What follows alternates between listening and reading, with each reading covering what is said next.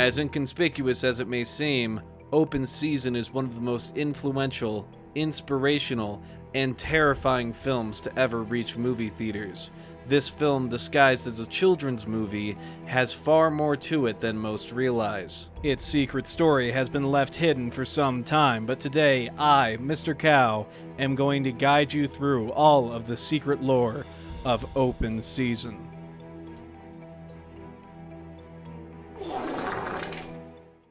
The first piece of Open Season lore we must talk about is the possible relationship that is had between Ranger Beth and Boog the Bear. This piece of Open Season lore may be slightly more obvious than the other pieces we are looking at, but there is clear sexual tension on the screen every time Beth and Boog are together. Very early on in the film, Beth can be seen calling Boog things such as big guy, and Boog returning the favor by giving her the eyes and the eyebrows. The logistics of their relationship still remain somewhat fuzzy. However, it can be deduced that perhaps Boog is not fully fed until Beth is satisfied, given that Boog is only seen eating small crackers Beth gives him as a treat. A bear that is about 900 pounds, if not more than the weight of Boog, would require far more food than this. It's very common for brown bears to eat anywhere from 80 to 90 pounds of food per day, food that is not ever seen in Boog's vicinity,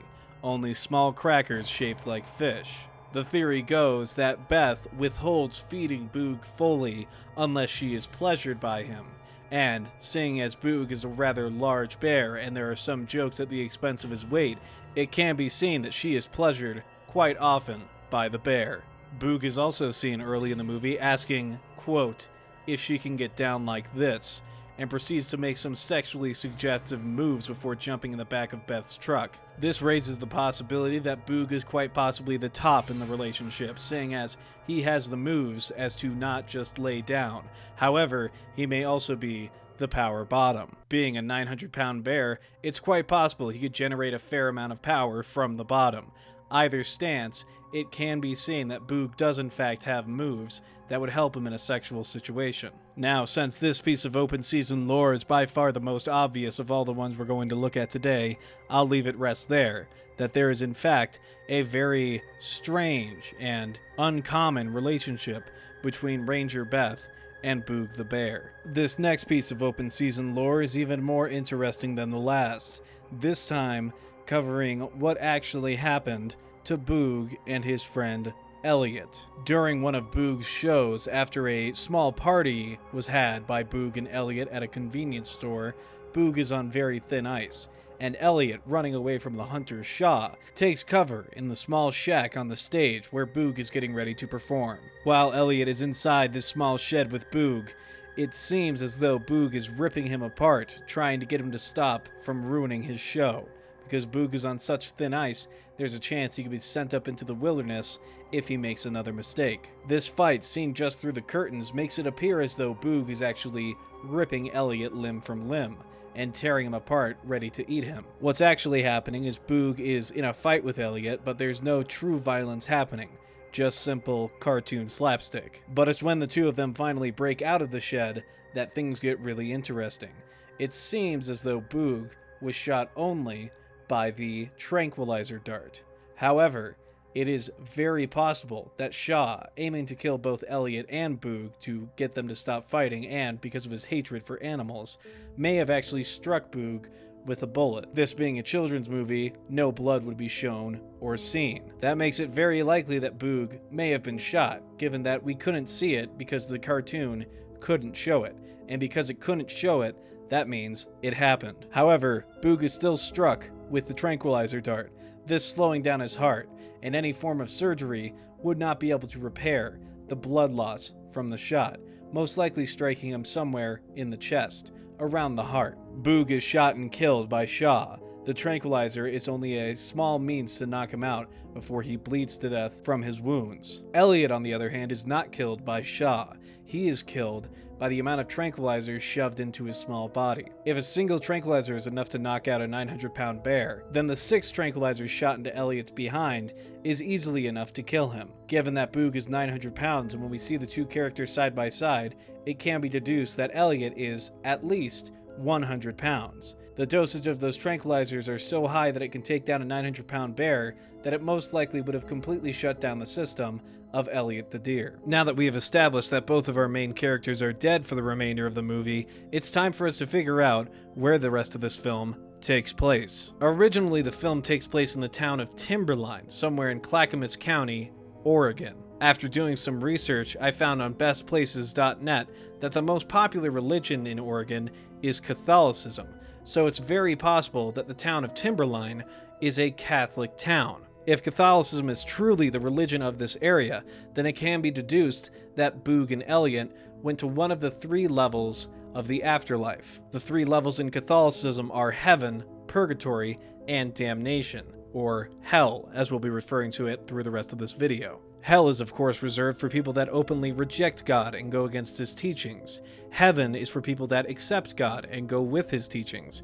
Purgatory is something in between. It's where souls go when they're not fully ready to move on to heaven. This idea of purgatory lines up far too well with the rest of the film. Boog is actively trying to leave his previous life behind, and in order to get into heaven, he has to fully let it go. Elliot as well has to get rid of his previous life, going back to the town. Instead, they must move farther into the mountains to avoid open season. Open season, in this case, symbolizes Satan and the devil and demons, trying to drag people in purgatory down to hell before they can cleanse themselves and go to heaven. Shaw is definitely the closest resemblance to Satan throughout this entire film, as he is the somewhat ringleader or main antagonist of the film when it comes to open season, actively trying to kill both Boog and Elliot. Boog, being the main character, is the clear connection that we make with this purgatory theory, because at the end of the film, when he finally defeats the hunters and is able to reach heaven, he decides to finally relinquish his previous life to Beth. Beth comes flying in on a helicopter after seeing footage of Boog fighting in the wilderness.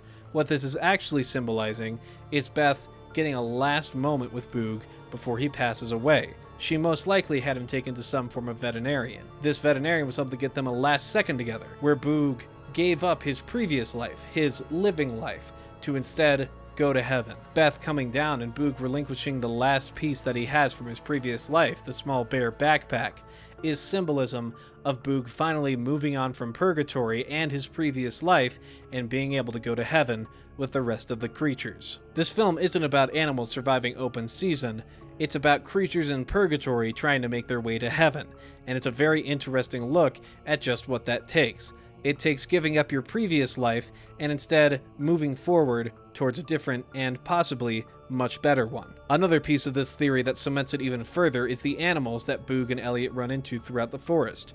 All of these creatures having very different accents and dialects, yet somehow being from the same area. That's because they're not from the same area.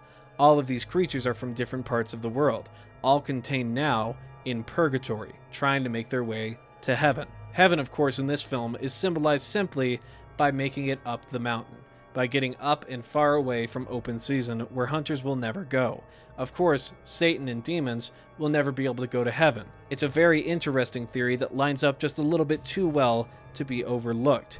Boog and Elliot's journey is simply a journey from purgatory to heaven.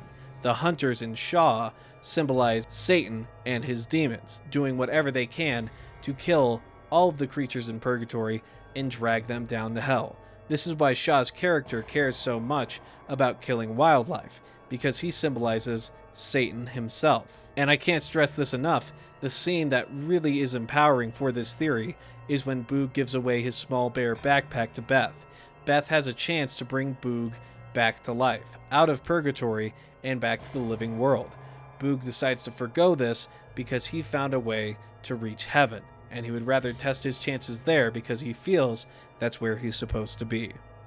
Now, even though we've reached the end of this film, there is still one more piece of secret lore we must talk about, the end of Beth's story. After the death of Boog, Beth fell into a deep sense of grief and anxiety, slowly but surely losing her mental status. She knew that Shaw killed him wrongfully, but he would most likely get away with it because the charges would not be able to be pressed on a man so easily hidden out in the wilderness.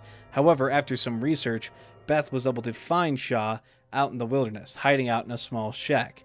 She decided to do the only thing she could, dress up in Boog's skin, and head out towards him to kill him. Beth made her way to Shaw's shack, and once she got there, she began to rip and tear at him in his sleep, killing him rather quickly. Then, to hide the evidence, she decided to eat the body.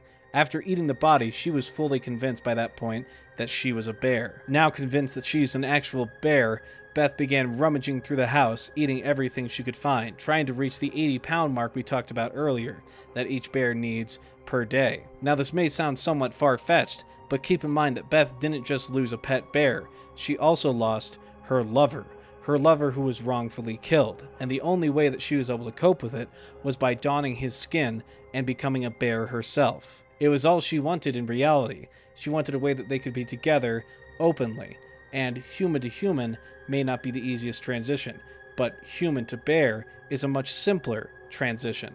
Bringing a bear's intellect to the point of a human would be rather difficult with the way their brains are made up, but bringing a human's intellect down to the point of a bear's is much simpler. Now, of course, none of this could be shown in a children's film, as Open Season was so wrongfully marketed as. It was clearly a deep art project of sorts, talking about the afterlife, and could even be considered an avant-garde religious piece. However, just because it can't be shown in a kids' movie doesn't mean it can't happen, and given all we've talked about today, this seems like a very probable outcome. However, Beth's story doesn't last for much longer after that.